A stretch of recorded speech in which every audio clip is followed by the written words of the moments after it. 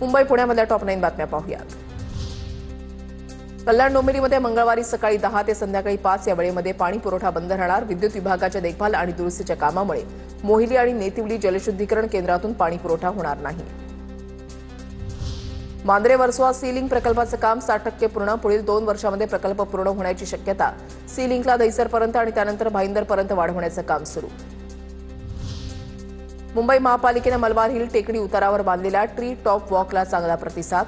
मार्चपासून सुरू झालेल्या मार्गाला जुलैपर्यंत 1,96,190 पर्यटकांनी दिली भेट। राज्यामधल्या वाहनधारकांची फास्टॅग वार्षिक पासाला पसंती। पहिल्याच दिवशी 96 टोल नाक्यांवरून 6,535 वार्षिक पासांची खरेदी। येत्या काळामध्ये पासधारकांची संख्या वाढण्याची शक्यता।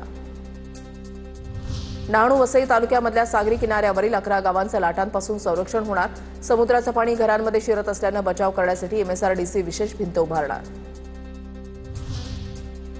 गृह विभागाच्या आकडेवारीमध्ये राज्यामध्ये गेल्या काही वर्षात अंमली पदार्थांचं सेवन आणि विक्रीमध्ये मोठ्या प्रमाणावर वाढ झाल्याचं समोर।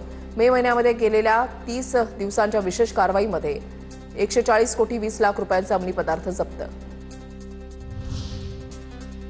पिंपरी चिंचवडमध्ये यंदाही मूर्ती आमची किंमत तुमची हा अनोखा उपक्रम सुरू। श्री महाराज सेवा मंडळाच्या वतीने उपक्रमांतर्गत पर्यावरणपूरक शाडू मातीच्या गणेश मूर्ती भक्तांसाठी उपलब्ध।